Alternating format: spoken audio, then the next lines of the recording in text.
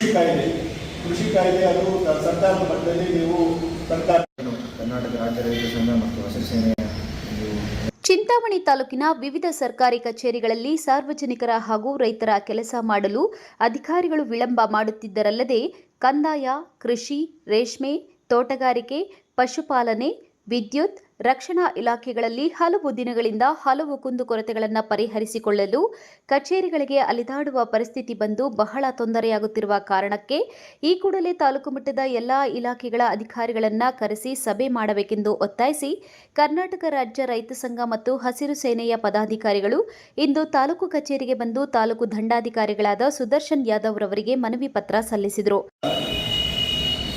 ಈಗ ತಾಲೂಕಲ್ಲಿ ರೈತರ ಸಮಸ್ಯೆಗಳು ಹಲವಾರು ಸಮಸ್ಯೆಗಳಿವೆ.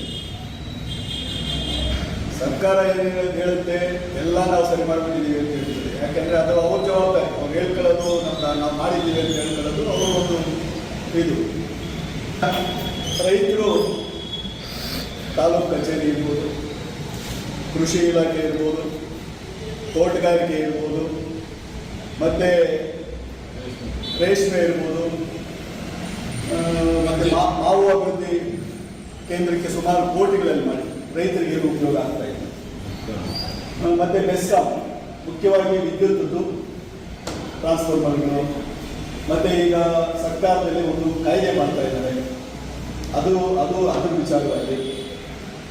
ಮತ್ತು ಈಗ ಸರ್ಕಾರದ ಮಟ್ಟದಲ್ಲಿ ಕೃಷಿ ಕಾಯ್ದೆಗಳನ್ನು ನಮ್ಗೆ ವಾಪಸ್ ತೆಗೆದಿಲ್ಲ. ಅದು ಈ ಸರ್ಕಾರ ಬಂದಾಗೆ ಹೇಳಿತ್ತು, ಮತ್ತೆ ಅದು ಕೃಷಿ ಕಾಯ್ದೆಗಳನ್ನು ವಾಪಸ್ ತೆಗೆದಿಲ್ಲ. ಈ ಸಂದರ್ಭದಲ್ಲಿ ಕಾರ್ಯದರ್ಶಿ ಆಂಜನೇಯ ರೆಡ್ಡಿ, ಖಜಾಂಚಿ ವೆಂಕಟಸ್ವಾಮಿ ರೆಡ್ಡಿ, ಅಂಬಾಜಿದುರ್ಗ ಹೋಬಳಿ ಅಧ್ಯಕ್ಷರಾದ ಅಲ್ಲಾ ಬಕಾಶ್, ಆನಂದ್ ರೆಡ್ಡಿ, ರಾಮಕೃಷ್ಣಪ್ಪ, ಮಂಜುನಾಥ್ ಎಂ, ಜಿವಿ ಶ್ರೀನಿವಾಸ್ ರೆಡ್ಡಿ ಮತ್ತಿತರರು ಭಾಗವಹಿಸಿದ್ದರು. Aslam Pasha, MMTV news, Chintamani.